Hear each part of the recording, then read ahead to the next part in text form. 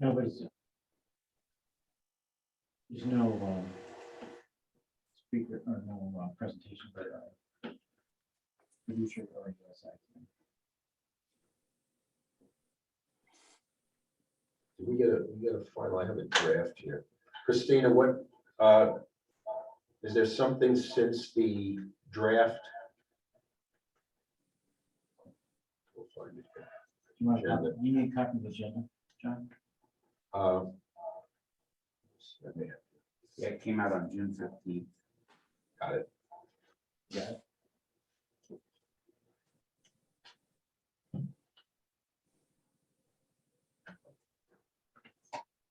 Actually, no, I just have the note, the notice on the 14th. So maybe it's.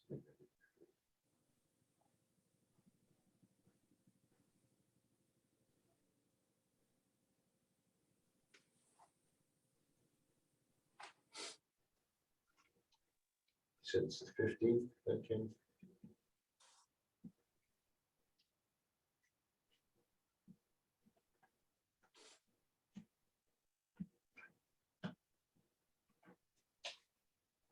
Oh, thank you. Yes. All right, I will call this June 21st meeting of the Retirement Board to order. We have quorum.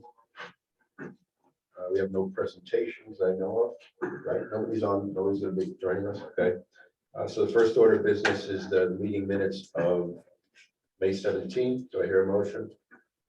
Motion to approve the retirement board regular meeting minutes from May Okay. 17th. I will second that. Okay, any comments? Dan? No, I had few. I already sent them in. She incorporated them. Okay. All right, that all in favor? Aye.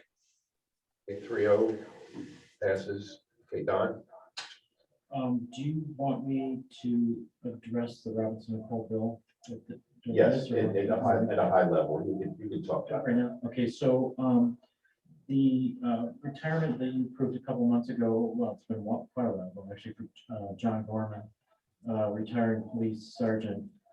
He filed a grievance claiming that forever forever since the beginning of time, the town's been calculating the pension system wrong.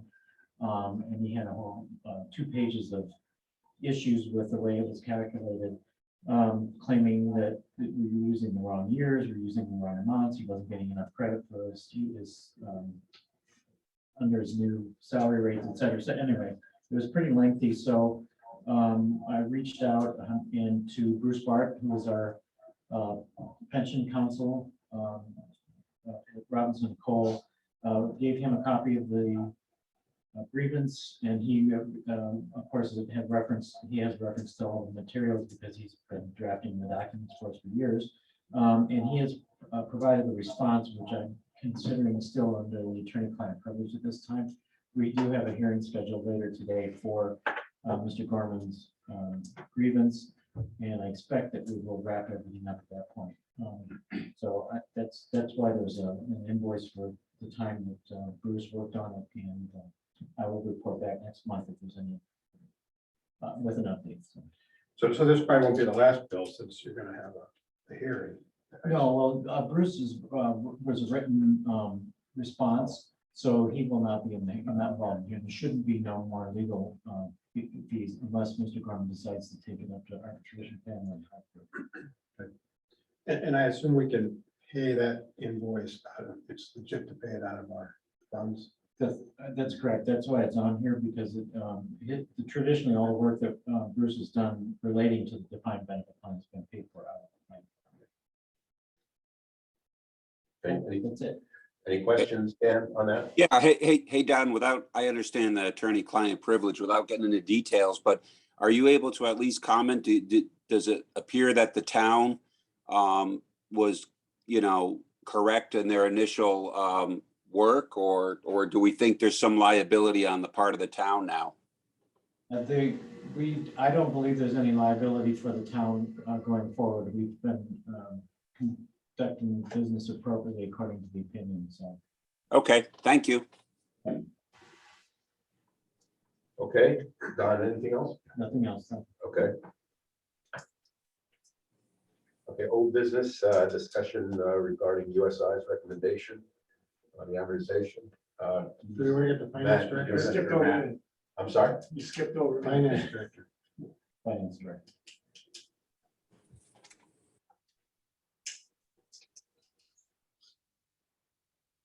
Okay. Anything else? Any other business? No. Yeah, I'm sorry. That's, I was asking you. yeah. Yeah. The FY 22 contribution was sent to Webster about 10 days ago. I got a trade recommendation worksheet from Fiducian late last week with how to invest those funds and also to retain some of those funds for paying out benefits for the next 3 months. I had a question on that to Fiducian. I'm waiting to hear back. And it seemed like the amount that they were retaining for cash flow for payments for 3 months was a little high. That's So a I bad place to put it these days right now. But I guess, that sort of gets back to my question about, when we had to, when we had to sell some funds, and it came to you, recommendation from Fiducian. I'm gonna have trouble with that name, since we found out that it's a made-up name. But, so we know what we're having to pay, right? I mean, except for the new people we're adding to the plan, it's a known amount. So, I mean, I'm kind of surprised that that's not something that is selling stuff is well ahead of the need for the money, or in this case, the cash we set aside is not well known how much we're gonna need to get by the next month, the next quarter. I mean, except for the people we add, it's pretty straightforward. So Right, it's fixed. unless they're making, trades for other reasons, which I don't, that's not the case. What you get is to liquidate assets to pay retirees, I believe. That's that sheet. that you- Right, in this case, they're not liquidating because they got the contribution, so And now they're just gonna keep that as cash. they're gonna shoot a piece of that as cash and then invest. the remaining portion. And you think it's high. I just Why want don't to we get some ever see this? clarification on, It seems this all happens without any of our on sort of the knowing. amount that they're retaining in cash to pay benefits. 'Cause last year, the benefits paid out were $1.6 million. And they're keeping just under 600,000 in cash for 3 months, so it just seemed high. So I wanted some clarification. Who would we reach out to get clarification? Chris? I responded to, there's a guy, Ian, at Fiducian that works with Chris. I responded to him with my question. I haven't heard back yet. Well, I think probably leaving it right now in cash is not a bad thing. We're talking about a little bit into cash. Yeah. So I mean, that's not a bad thing, but it's more the process of how it works is what I'm kind of concerned with. So I think that maybe we ought to just ask Chris to clarify for the next meeting. I don't think we have to do anything more abrupt than that. Sure. Yeah, it might have had something to do with the market volatility, and they just figured this is the time for some of these things to sell off and use as funding going forward, because the market's all over the place. Yeah. Generally not. When you gotta pull money out, Yeah. you have to pull money out. It's not necessarily a good time to do that. You mentioned about new people going into it, when it's closed, nobody's. No, but I mean, payments, people retire. New benefits. People who are starting to collect. Right, so I'm sorry, starting to collect. People who are starting to. Collect is new money. Yeah. But they also have this pool of known money they're spending each month to pay. So it ought to be pretty straightforward. And even the number that we get retirement, we probably know, what kind of, how many people are even eligible for retirement. So I guess that's. And the only thing that bothered me, I talked to Roger about this the other day too, is when we were selling assets to cover the cash, we were just balancing out the portfolio, Yep. Which might or might not be a great way. I mean, if the reason one part of the portfolio is increasing beyond our is because it's performing, well, selling it is not necessarily the best option. It just seemed like a very mechanical way of going about deciding whether you're gonna sell. Well, you know, this allocation is limit is supposed to be 40 and now it's at 42. Oh, we'll sell it down to 40 or lower, but you know, maybe at 42 because it's doing great. Like the commodities part, we don't want to be selling that right now. So anyways, that kind of, that whole process, and then that, you know, goes to the finance guy, he signs off on it without something. I think you give us a copy every time, but that's about, we don't get any say in it. And you make who makes the recommendation? That comes from fiduciary. To where to take that money? Right. But it does appear to be just based on about balancing the portfolio. That's. It's Right, you're taking money out of one fund, and so now you, Well, because it's above, usually it's to balance the district. Right, Dan? We were talking about that the other day when we were looking at the. Yeah, I mean, it would, I guess it's worth a question to Chris, but I got the sense that it's strictly based on trying to stay in line with what the target allocations are.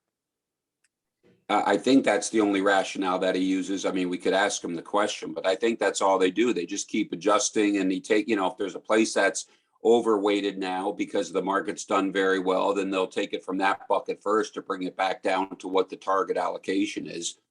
And conversely, this latest sheet that was just sent out early this morning that I know Matt says he has some questions on, but I looked at it quickly and it looks like, you know, he's pushing money into other funds now that have fallen below their target allocation. So I think that's the only rationale, trying to keep it in line with the target allocation numbers. but in a market like this, where you have some things dropping very rapidly, you know, it's a transient thing. So you say, oh, we're under or there, you're gonna dump money into it. Now, true, you know, you're buying low. Yeah. Right. I think just. Yeah, and again, there's ranges, I believe, on some of these targets. So as Bill alluded to earlier, the way things are, at least currently today, you know, if the target allocation for commodities was a little over, you know, the singular target number, that's probably okay right now. Anyway, we don't have to address it today, but I just, Chris, maybe when Chris comes next time. We can. How much, what do you say we take about between 1 and 2 million a year we need to pay? Last year it was a little over $1.6 million. Okay. So we know, we can predict pretty well. So we know on it, in any given year, there's gonna be that much. Being the only one in the room here who is in a position now where you gotta start taking money out. You know, and I'm always like, oh my goodness, I gotta take, but if you have like a money market fund to cover that amount, because the money market fund is not gonna lose money. So you say, well, I have a fixed fund here that I'm taking out of, and let everything else drop, and then eventually, you know, what goes down must come up, and eventually, so you're not affecting the, because again, to take it out of any fund nowadays, you're taking money that's, you know, been devalued already. But You know, I'll put that. I like, yeah, Dan. I was just, I like Bill's idea that, you know, I don't think it's urgent, but the next time that Chris presents to us, just kind of as a sidebar, maybe have that discussion and just say, could you give us a little more insight into the rationale when you guys send these sheets into us?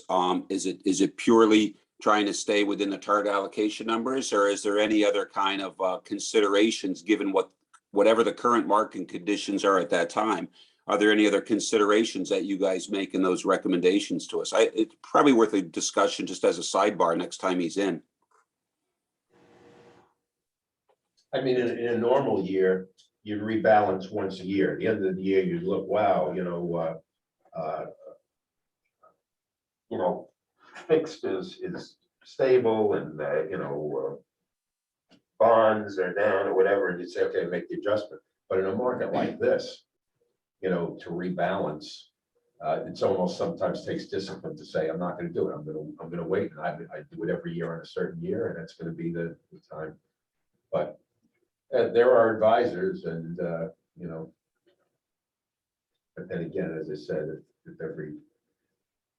if smart advisor really knew what they were doing, they'd all be living down in the Turks and Caicos, right? I'll volunteer to Yeah. put an email together and send it to you that you can send to Chris.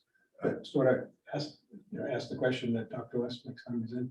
Oh, I'd rather you phrase it. No, that's what I mean. Oh, yeah, yeah. I'll put the email Go ahead, together, yeah, send it no problem to with, you. no problem with that, just copy everybody on it, and, yeah, No, that's fine. I think you should send it to Chris. I'll just, Send- I'll give put it me the together and wording. send it to you. Yep. And, okay, all right, I would also suggest maybe we do get some advance notice, because I really do think that the board should be voting on these sheets. Yeah.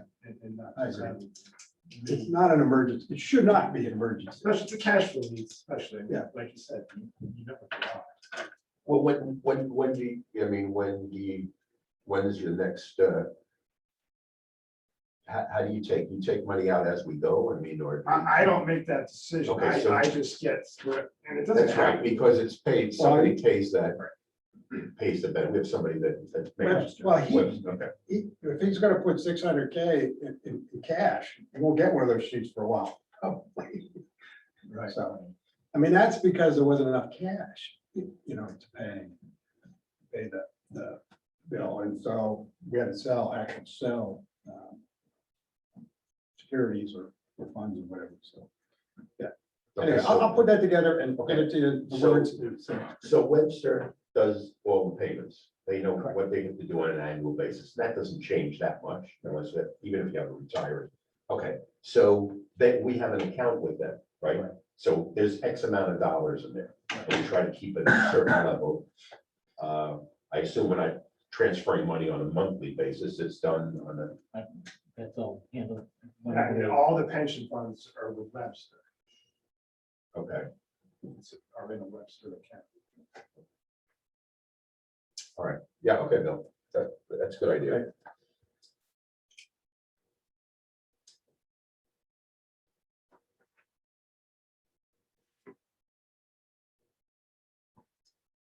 Okay, very good. Okay, any other business, Matt, anything else?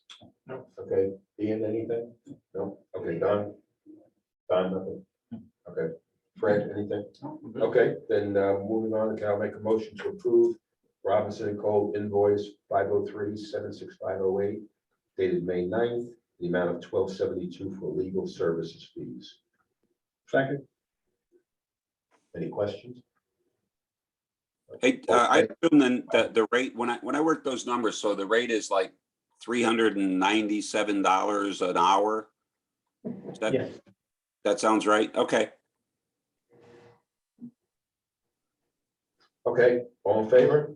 Aye. Okay. Okay, I move to approve a retirement benefit for Thomas Bray in the amount of $1237.17 in the form of a modified cash refund effective August 1st. Second. Who's Thomas Bray? Thomas Bray is a custodian of the quarterback. Right. Okay, any questions? All in favor? Aye. Okay. Okay, I move to approve a monthly benefit for Donna Young effective April 1st in the amount of $433.83 in the form of modified cash refund in accordance with the qualified domestic relations order dated June 2nd, 2011 between Donna Young and Guy Young. Second. You don't want to hallucinate on that at all? Well, No.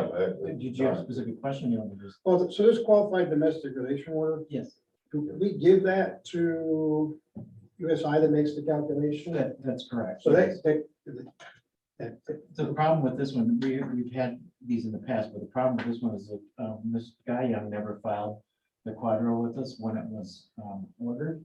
And it was different than other ones we've dealt with in that the judge ordered a date specific in which her interest in his pension would end, which was July 2nd, 2011. So there should have been a calculation done at that point in time on what her piece was, and she would have been separated out and had been a running member.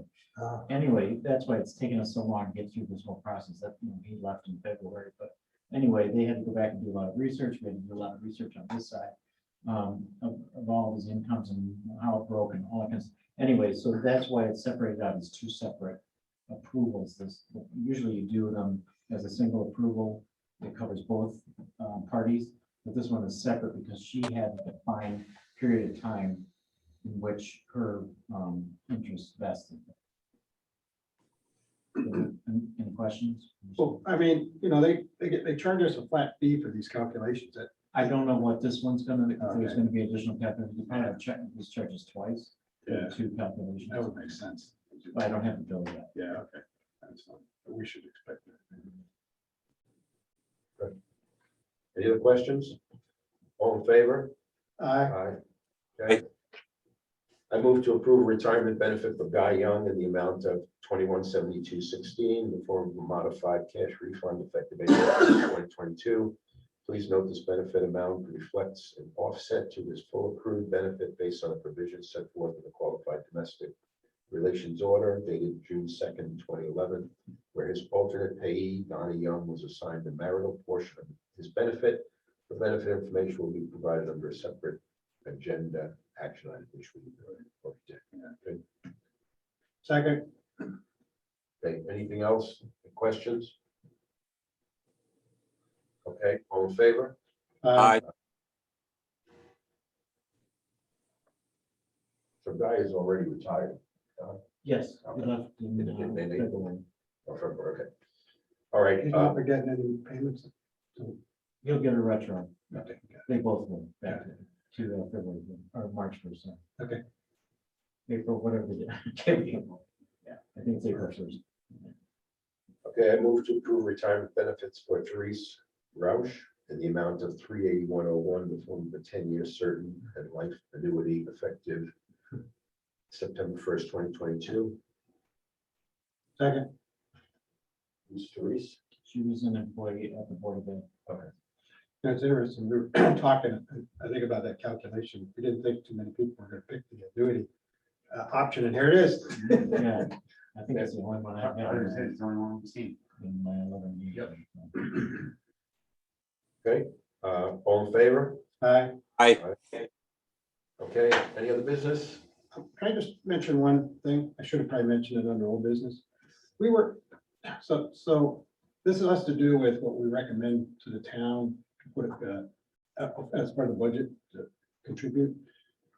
And we got into this discussion last week, you know, this past year was the off year, the one we just added 3%.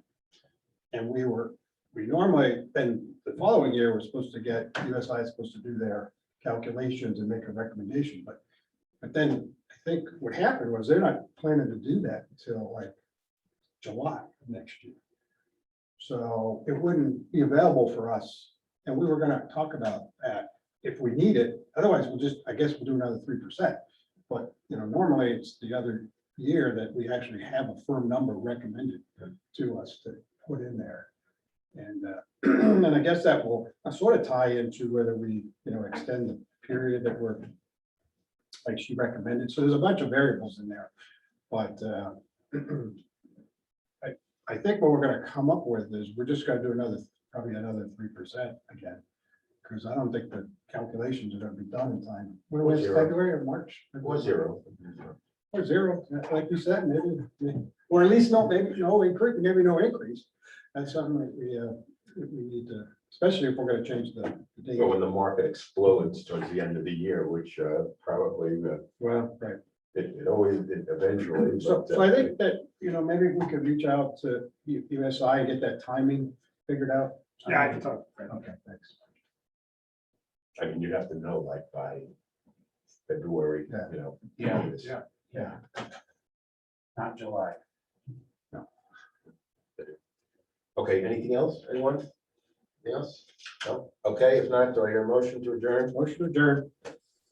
Okay, I'll second that. Okay, all in favor? Aye. Okay. How you doing, Dan? Doing good. Just down visiting Where are you? down in our nation's capital, visiting my daughter. All Okay, right. How's she doing? She's doing good. She's doing good. Very good. Okay. All righty. Talk to you later. Okay, Dan, take care. Bye.